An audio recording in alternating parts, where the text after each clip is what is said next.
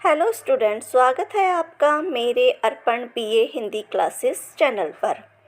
इस वीडियो के अंतर्गत मैंने बीए 6 सेमेस्टर हिंदी का जो प्रीवियस पेपर 2024 में हुआ था उसको रखा है और ये हिंदी का सेकंड पेपर है, लोक साहित्य और लोक संस्कृति। तो देख लेते हैं वीडियो के अंतर्गत कि इस क्वेश्चन पेपर में क्वेश्चन कैसे आए थे। चलिए शुरू करते हैं वीडियो को। जैसा कि आपको पता ही है कि इसमें 3 खंडों में पेपर होता है, अति लघु, लघु उत्तरी और विस्तृत। तो अति लघु में आपके 5 क्वेश्चन पूछे जाते हैं और प्रत्येक प्रश्न के 3 अंक होते हैं और 75 शब्दों में आपको लिखना होता है। तो इसका जो पहला क्वेश्चन है वो है, लोक के प्रकरण साहित्य से क्या अभिप्राय है। तो लोक के प्रकरण साहित्य से अभिप्राय है कि प्रकरण का जो शाब्दिक अर्थ होता है वो होता है बिखरा हुआ या फैलाया हुआ या मिश्रित या अस्त व्यस्त किया हुआ या फुटकल। ये सभी जो हैं ये प्रकरण शब्द के पर्यायवाची शब्द हैं, ये एक दूसरे के लिए प्रयोग होते हैं। और प्रकरण साहित्य जो है उसमें लोक में अलग अलग, जैसे लोक है हमारा, उसमें अलग अलग स्थानों पर लोगों द्वारा जीवन के लिए जो अत्यंत उपयोगी बातें होती हैं उनको छोटे छोटे काव्य रचनाओं अथवा उक्तियों के रूप में रचकर उन्हें अपने आसपास के वातावरण में जो प्रचारित या प्रसारित किया जाता है। और ये जो रचनाएं की जाती हैं वो लोगों के, जैसे आप किसी भी जगह रहते हैं और वहाँ के किसी व्यक्ति ने कोई रचना की और वो किसी दूसरी जगह चला गया तो उसके साथ वो दूर दूर तक पहुँच जाती हैं और लोगों की मतलब उनकी उपयोगिता के आधार पर वो जहाँ तहाँ पहुँच जाती हैं और समाज में मतलब समाज में जो उनकी लोकप्रियता होती है वो मतलब आ जाती है। तो इस प्रकरण साहित्य के अंतर्गत आपके मुहावरे, लोकोक्तियाँ, कहावतें, पहेलियाँ आदि रचनाएं आती हैं। अगला है आपका, लोक से आप क्या समझते हैं। तो लोक शब्द जो है उसको हम मतलब शाब्दिक अर्थ में कहें तो देखने वाला होता है लोक शब्द का अर्थ, पर मतलब इसको हम कह सकते हैं कि सामान्य जनसाधारण का जो समूह है उसको हम लोक कहते हैं।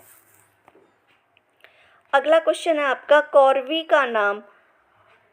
कौरवी नाम का आविष्कारकर्ता किसे माना जाता है और उसके द्वारा यह नाम किस आधार पर रखा गया। तो इसमें जो कौरवी का जो नाम दिया है वो आचार्य राहुल साकृत्यायन ने दिया है और कुरुक्षेत्र की भाषा होने के कारण इसे कौरवी कहा गया है। और वैसे खड़ी बोली को ही कौरवी कहा जाता है, जो मेरठ, दिल्ली, बिजनौर आदि मुरादाबाद के आसपास का जो क्षेत्र है इसे कौरवी क्षेत्र भी कहा जाता है। अगला क्वेश्चन है आपका, बारहमासा से आप क्या समझते हैं। तो बारहमासा का अर्थ होता है कि जो हमारे हिंदू महीने, जो 12 हिंदू महीने हैं उनमें उन 12 महीनों का वर्णन, उन 12 महीनों का जो वर्णन है कवि करता है। जैसे कि उसे हम बारहमासा कहते हैं कि वे साहित्यिक रचनाएं जिनमें कवि प्रत्येक माह की परिस्थितियों, दिशाओं का वर्णन या चित्रण नायिका के विरह वर्णन के साथ करता है, तो उसे हम बारहमासा कहते हैं। अगला है आपका क्वेश्चन है, लोक साहित्य का अर्थ स्पष्ट कीजिए। तो इसमें जो लोक साहित्य है वो उसका अर्थ आप इस तरह से, मतलब लोक साहित्य का अर्थ होता है कि लोक साहित्य किसी विशेष क्षेत्र में रचे गए साहित्य को लोक साहित्य कहते हैं। इस साहित्य में उस क्षेत्र के जीवन पद्धति, संस्कृति और दुख सुख, आशा निराशा आदि की जो लोक अभिव्यक्ति होती है उसे लोक साहित्य कहते हैं।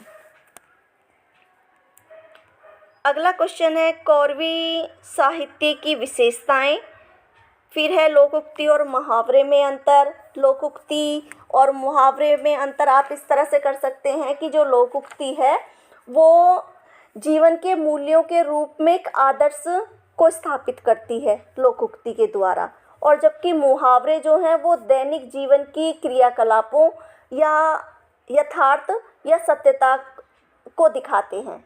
इस तरह से आप कर सकते हैं। अगला है आपका लोक साहित्य के संकलन तथा संरक्षण के विषय में अपने विचार स्पष्ट कीजिए।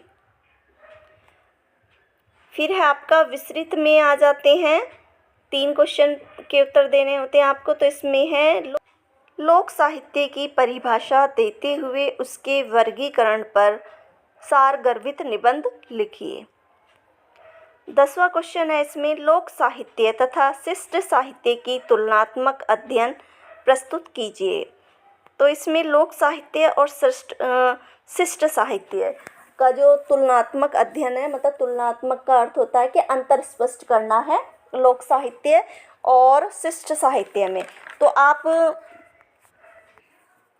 इसमें कि जैसे कि आपको मैंने ऊपर बताया ही है कि लोक साहित्य इसमें किसी विशेष क्षेत्र में रची गई साहित्यिक रचनाओं को लोक साहित्य कहते हैं, या लोक साहित्य और लोक जीवन की अभिव्यक्ति करने वाले साहित्य को लोक साहित्य कहते हैं।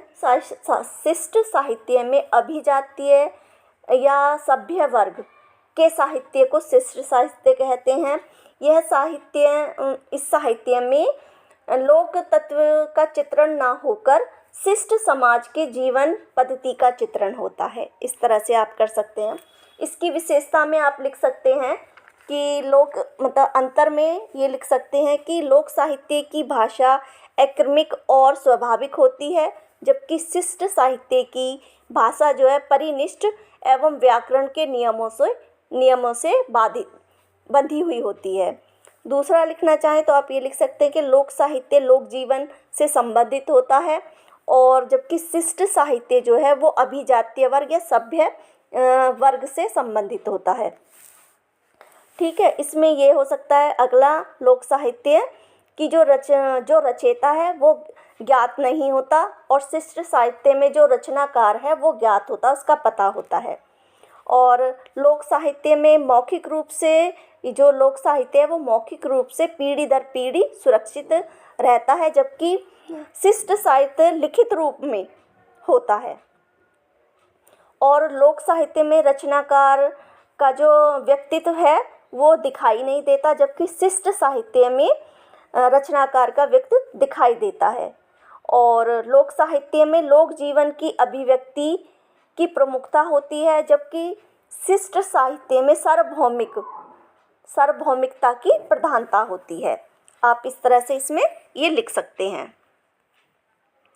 अगला क्वेश्चन है आपका 11वां, लोक साहित्य की विविध विधाओं के बारे में आप क्या जानते हैं। तो इसमें आप लोक साहित्य की विविध विधाओं के नाम जैसे कि लोकगीत, लोक कथा, लोक गाथाएँ और ये सभी इन सब के बारे में आप लिख सकते हैं।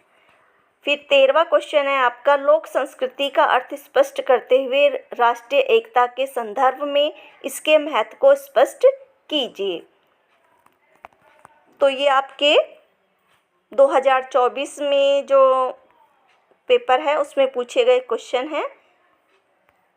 आप क्वेश्चनों के आंसर मैं आप लोगों को बताऊं तो आप कमेंट कर मुझे बताएं, तो मैं आप लोगों को इन क्वेश्चनों के आंसर एक वीडियो के अंतर्गत। वीडियो को लाइक और शेयर करें, चैनल को सब्सक्राइब करें।